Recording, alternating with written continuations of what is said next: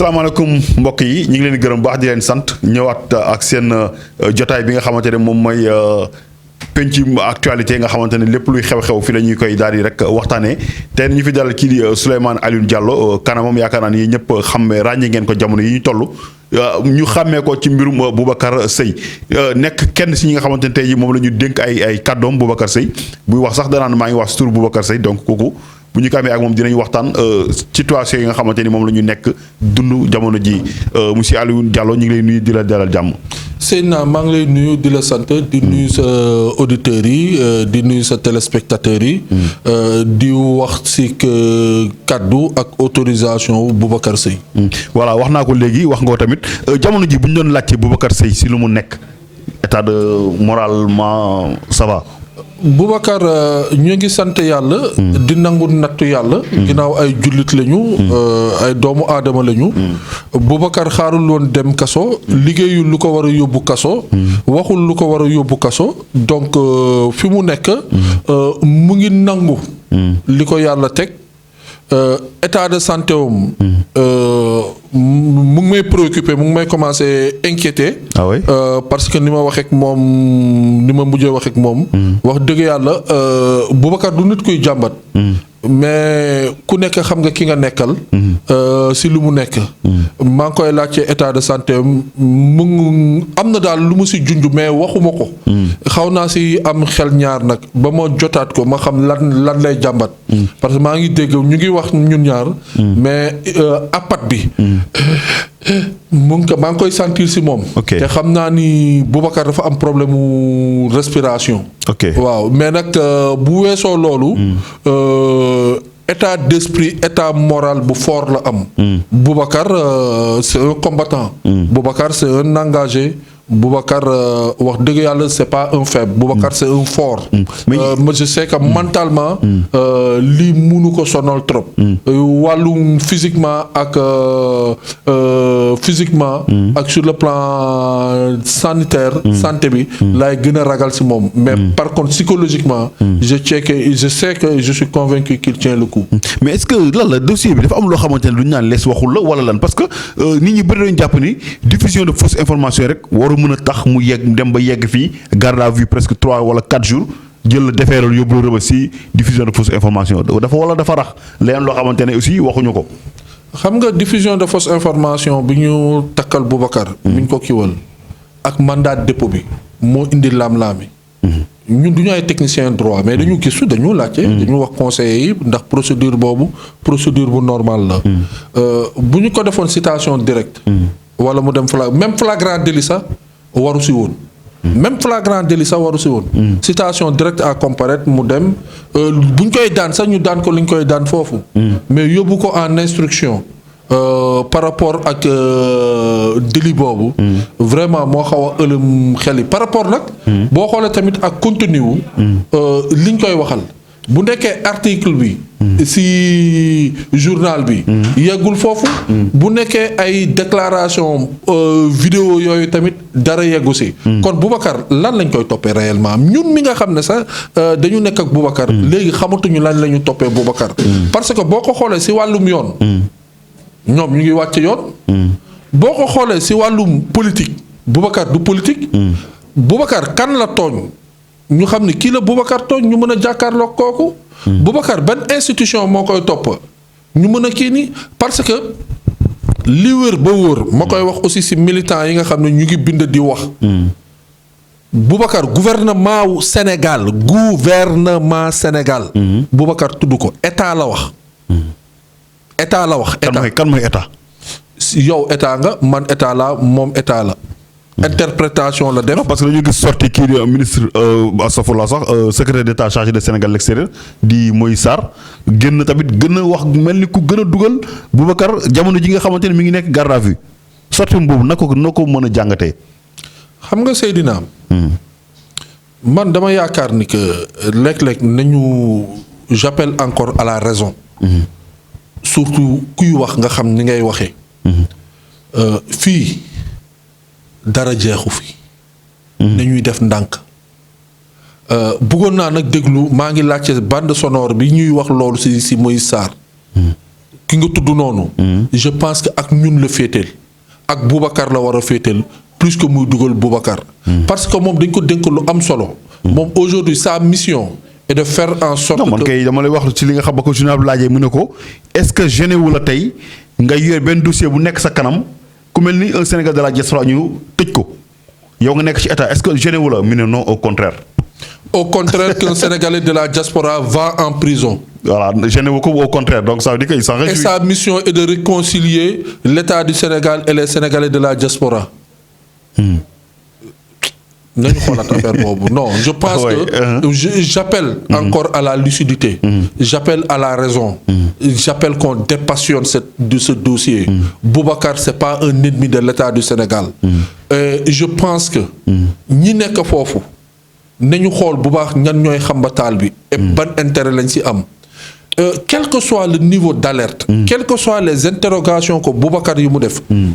mais il y en a qui ont dit pire 3 fois pire te ñu ngi fii di comme ñan.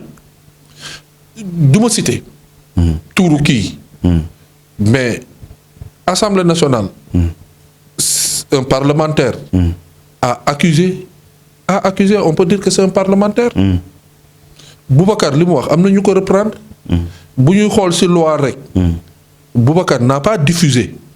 Boubacar s'est exprimé. Qui a diffusé? La loi. Selon la loi. Boubacar s'est exprimé. ku wax waxul ku jottalee wax. loolu nga bëgg a wax. loolu la loi bi wax. loolu la loi bi wax. Boubacar dafa exprimé wu. support de diffusion bi Boubacar n'a pas suffi de diffuser. mais loolu dañ ko bàyyi ak avocat yi. ku si nekk ak li nga war a dox.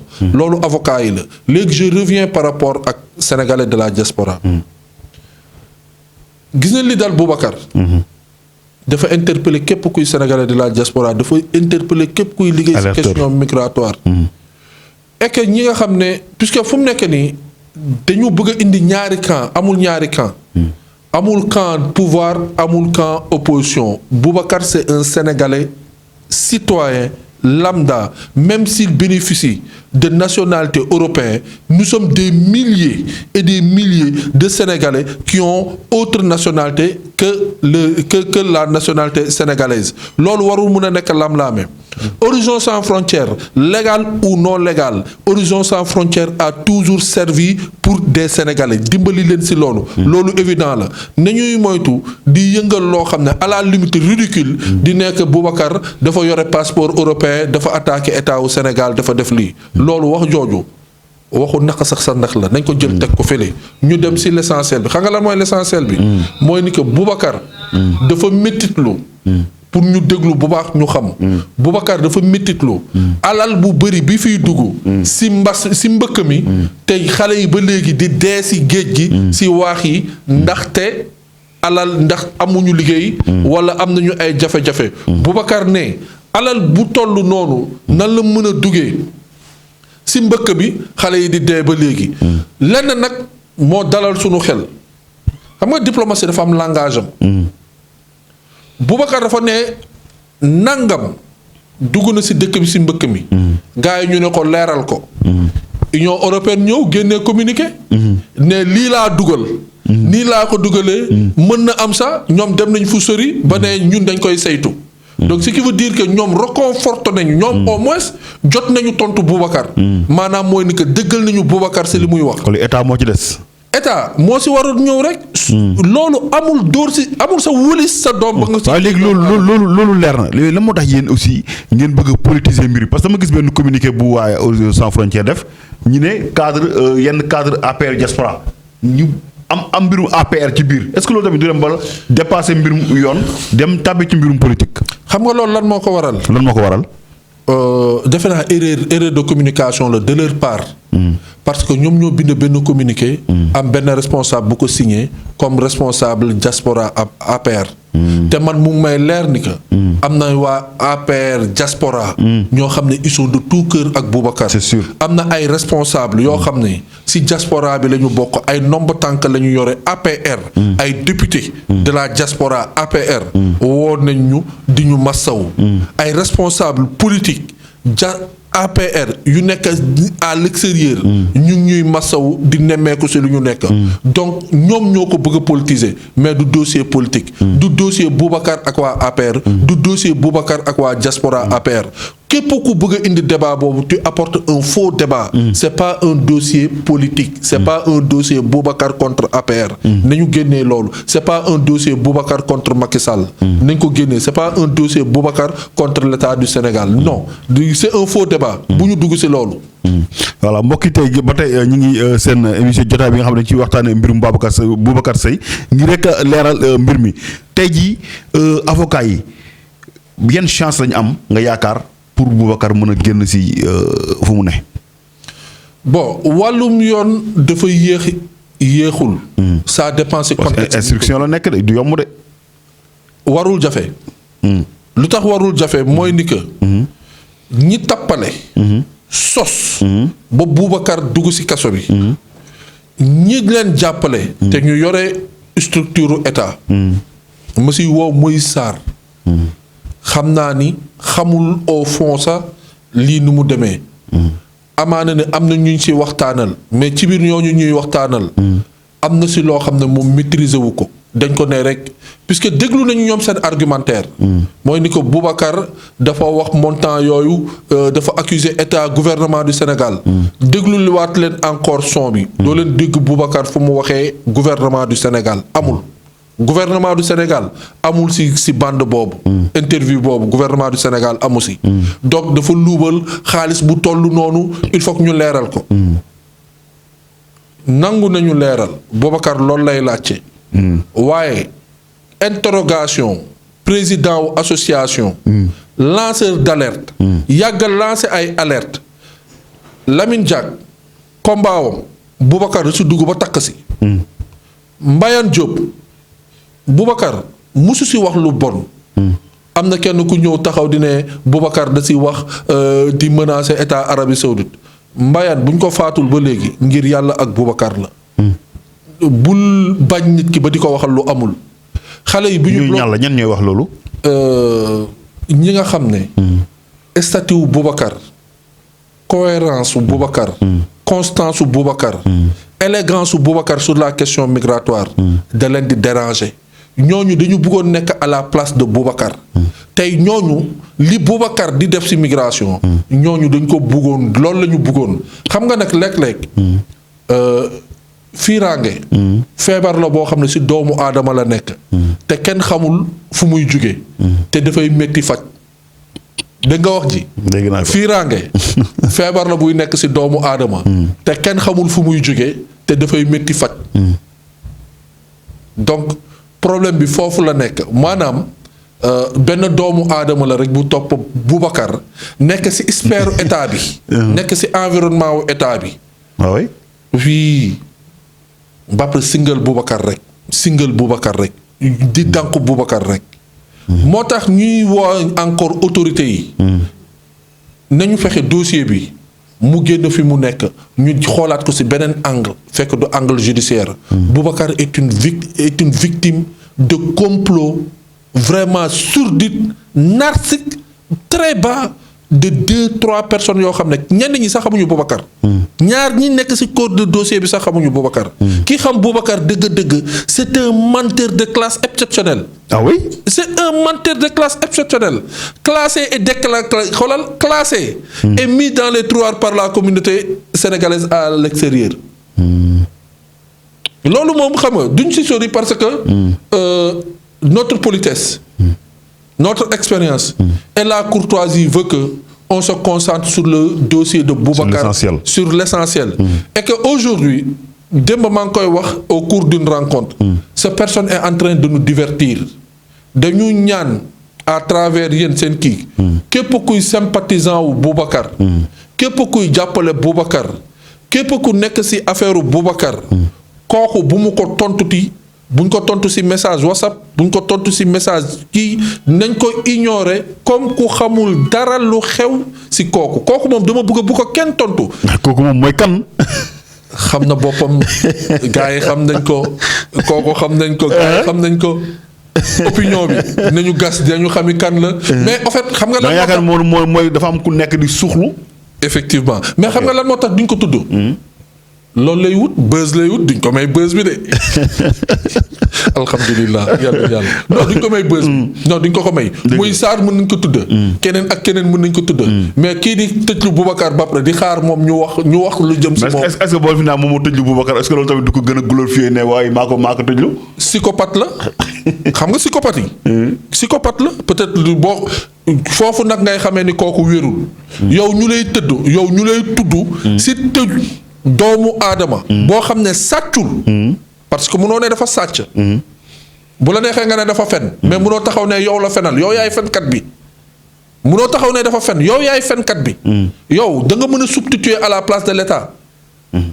bon bu nekkee yow yaay état yow nga defoon Boubacar citation interpellative su boobaa ñu kii la moo tax ñu ne kooku buzz lay wut. kooku moo tax bëgg ñu tudd turam sax. mais tey Boubacar mi ngi ci Rebeuss. yan condition la fa nekkee d'après information yi nga xam jot nga kaa waxtaan ak moom mu si nekkin anam bu bon environnement bi. bon Boubacar Cap Manuel la nekk. Cap Manuel la nekk. Cap Manuel la nekk actuellement. mu ngi suivre lu bëri. mu ngi may yónnee nuyoo. si ñi topp dossier am yëpp. wax dëgg yàlla ku si intervenir tamit via réseaux sociaux yi. télévision yi lépp Boubacar mu ngi lay suivre. man sànq bi may wootee am na ñu ma siteel. nee ma woowal ma ñii nga gërëmal ma nga santal ma leen. comme ni mu la ko waxee si njëlbeen. bon conditions carcérales yi. bon ne sont pas les meilleures. mënoon na nekk leneen mais surtout gàllankoor bi am. mooy tey Boubacar ses activités. dafa bloqué wu. même ses activités de consultance. voilà ñu war a wax même déjà amoon ay rendez-vous médical yu bari yoo xamante ne waroon na ko mën a am fii mais bon. donc orientation yi mu doon def. ses recherches. puisque Boubacar dafa nekkoon si ay études avancées. sur cette question waxuma sax waxu fonds yi.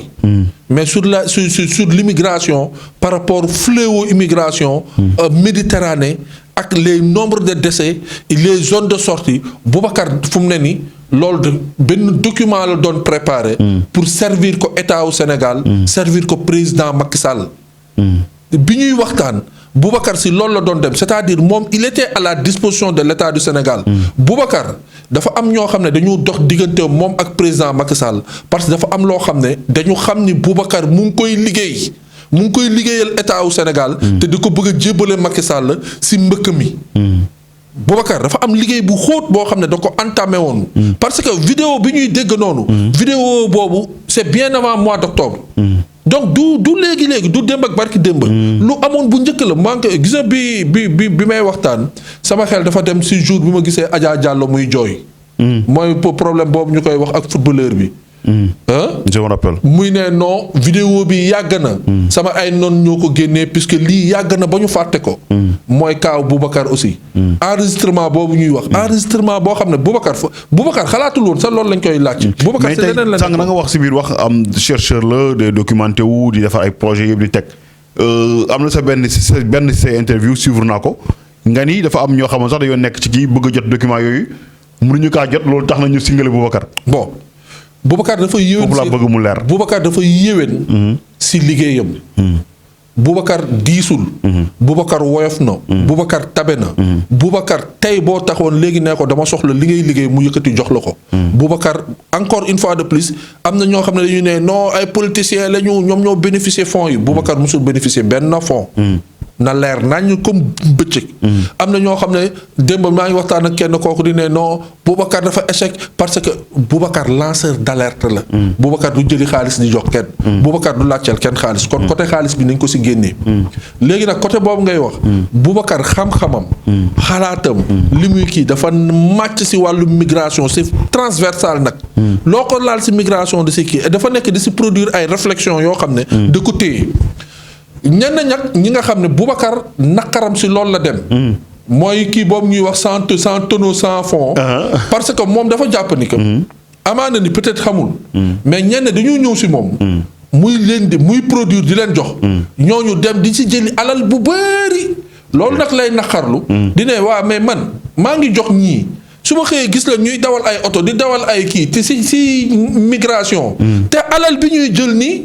xale yi nekk ci booru waax yi lañ ko war a jox. pour xale yi bu ñu génn. mais lii c'est pas normal. Boubacar foofu lay waxee. c'est-à-dire communication da nga koy déglu lu amul seede xel lañ koy attee. Boubacar jiiñul doomu Boubacar amoon na courage. taxaw ne diw yow yaa détourné xaalisu xale yi.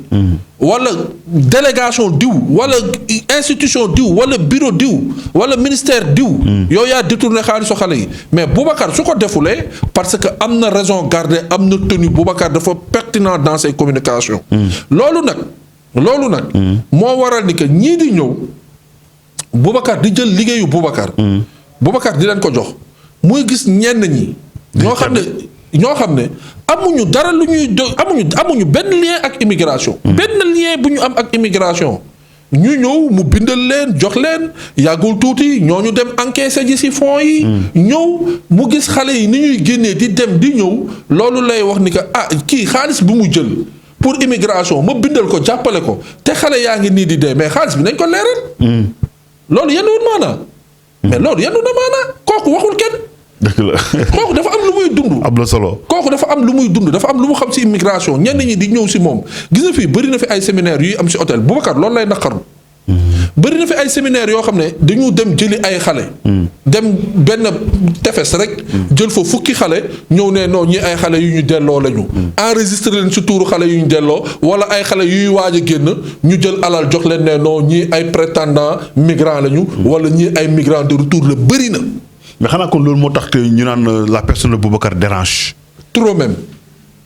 ok ñun liñ ci xam waxuma sax Boubacar. xam nga. dafa am lu wér ba wér. jàkka jaa ngi nii ñun ñëpp jàng nañ ñun ñëpp am nañu xam-xam. dugg nañ ci jàkka ji taxaw. waxtu bi jot na. ñu ne ayca ku bëgg na jiite. ku wóolu boppam rek na ñëw jiite. ay bu boobaa. ayca wax ji foofu la nekk. léegi nag ma joxat la ci beneen cax. am na ñenn ñoo xam ne. mbooloo bu ñu taxawee suñu neewee jiiteel jàkk ji duñ ko musu ñu ñeme wala bés bu ñu avancé kenn taxaw ne leen kirtim yow mënoo jiite xam sama gën ku la wax la ki nga doon de. jeex na am na ñoo xam ne du ñu mës a jiite jàkku migration. dañ ko bëgg nag dañ ko bëgg. parce que jàkku migration dafa neex de. alal bu bëri moo ci nekk. alal bu bëri privilège yu bëri ñoo ci nekk ay voyager à l'extérieur mu ngi ci. conférence yaa ngi ci per diem yaa ngi ci financement yaa ngi ci lu bëri dafa nekk ci wàllu migration li Boubacar wax noonu. nañu def attention encore une fois de plus ñi nekk ci gouvernement bi. on les rappelle ci benn conscience. on les réveille encore Boubacar du yéen yaa leen tax rek ñuy wax. Boubacar a interpellé Boubacar. Quand il parle de l'État, c'est l'aspect communautaire dont lui-même il est démembrement, dont d'autres sont démembrement, et le gouvernement et autres. Nous ne l'a interpellé. En fait, il a interpellé. C'est une interpellation qu'il a fait. Donc, le sens quand il parle de programme d'aide au développement, il se cœur que tout le temps, xaalis bitim réew la ñu bëgg a dimbalee nit yi war nañu mën a xool ñun ci sunu alal dimbalante sunu bopp. Donc il faut comprendre la communication. Boubacar c'est un communicant. Mais attendez, je demande aux Sénégalais de bonne foi de réécouter. Certes, il y a un contenu, mais lan moo blessant ci li Boubacar wax. mais est-ce que tamit jotul yéen à votre niveau ngeen jéem a xool vidéo bi intégralité bi ngeen génne parce que nit ñi benn extrait lañ ci amaa ne lii la Boubacar Seye wax. est-ce que tamit jotul ñu xam extrait bi yëpp ñi ñuy déglu ko seen tey bakkan du début à la fin. Boubacar n'a pas diffusé. il a exprimé. Boubacar s'est exprimé. ñi dagga loolu. ay ca Boubacar. Quel que soit Alpha tey xam nga wax ji yematul foofu. C'est une erreur aberrante. moo dugal Boubacar mais même s'il s'est exprimé ah yoon la au moins nit ki tey ñu wax loolu li nga wax. waaye il a tamit li nga xamante ni moom la wax intégral ne Boubacar exigé gars yi teg intégralité vidéo boobu. Boubacar wala chaîne boobu diffusé ko xaw ma A20 220 xaw ma ñenn nañ ko teg. du ma tudd Boubacar. tey mu ngi ci kaso bi. Boubacar mu ngi ci kaso bi. dañ ko tooñ yóbbu ko ci kaso bi. am na ñu fi wax lu ëpp ñetti yoon Boubacar xam nga nag lan la ñu dul nangu métti nañu trop ba fu métti yem. maanaam. pekey caay-caay bi ñu jaar ba dugal ba Boubacar nous on n'a pas été vigilants. daf ñu bett pekey caay-caay la. pekey ñetti nit la. kay nag bu ñu xamee fa ñoom doo gaaw a yegg. pekey ñetti nit la. ñetti nit pekey ñetti nit la moo tax ñuy interpeller encore le président Macky Sall. kan ak kan na mettre fin à cette mascarade na mettre fin à cette procédure là ñu jàpp ni que lii yem na foofu ñu jëlaat dossier bi autrement. d'une façon interne. d'une façon administrative fekk Boubacar kii na. Gouvernement maintenant sax waxatuma sax léegi président Macky Sall. Gouvernement du Sénégal. ñeenti ministères yi laa woo. le secrétaire d'État au Sénégal de l'extérieur. Moïse. mais foofu du ministère foofu secrétariat la. d'accord il est impliqué parce que moom rek lañ dégg mu wax. moom moo ne Boubacar dina dem yóbbu ji kiiw ji ces affirmations. ces allégations. n'est-ce pas. Moïse je te rappelle et je te ramène à raison. fexeel yow ak Boubacar ngeen toogoon ngeen échanger mais échanger ak moom sur cette question là te yaa ngi ak contact Boubacar. waroon nga mën a woo Boubacar nga ne ko Boubacar li may dégg. essai yow la mu ngeen dégloonte yéen ñaar. il était question que waroon ngeen gisee waroon ngeen waxtaanaat. nga xool boobu. Madame le ministre Aïssata Tall Sall. une dame juste. une dame de valeur. une avocate. une dame, une linguère, une lionne, brave, engagée et déterminée, des causes justes. Aïssata, yow yaa yore département des affaires étrangères. dina ñaaw tey sous ce magistère sénégalais yi dem taxawu buntu Union européenne buntu Bruxelles. di manifester wu di laajte. nañu réclamer ay fonds nañu auditer ay fonds nañu libérer un activiste sénégalais. Aïssata loolu dama bëgg loolu man Alioune Diallo. maa la ñaan ni que xoolal loolu boobu mu am ñun de li ñu concerné bëgguñu joxe image du Sénégal boobu. ma interpeller Maître Malick Sall muy ko am expérience di kilifa. nekk garde des Sceaux. yore sagesse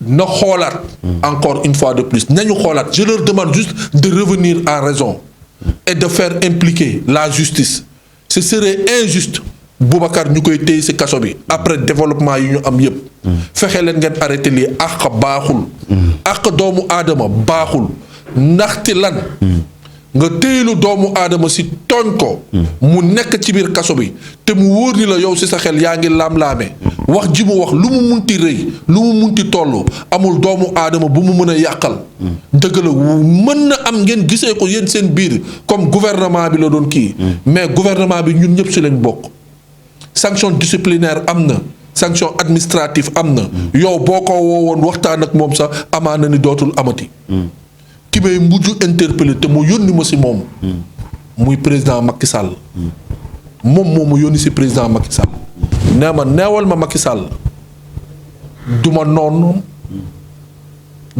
noonu état au Sénégal du ma adversaire politique am du ma koo xam ne damay mbubboo politique pour dal ci quoi que ce soit dañ ma tooñ mu ne askanu Sénégal mu ngi leen di gërëm di leen sant waaye liñ ko def nii mënoon na ko jaaxal waaye deful li tax mu mën a dem ci kaso bi mënoon na tiit mais li ngeen ko manifester woon ko seen bopp mu ngi dénk yàlla boppam di leen dénk boppam képp ku ci mën a wax dëgg képp ku ci mën a wax dëgg sa diggante axulaay taala ba mu génn ci situation bi dénk na la boppam dañ ko tooñ waxul lu ko war a mën a yóbbu kaso am na solo mbokk yi moo waxtaan bee nekkoon noonu ñu fi doon daal kii di Souleymane Alioune Diallo nekk ki nga xamante moom la Boubacar Seye daal di rek dénk kàddoom di leen gërëm bu baax di ko gërëmoon tamit bu baax di leen jox dig daje beneen yoon ak ci beneen numéro jërë ngeen jëf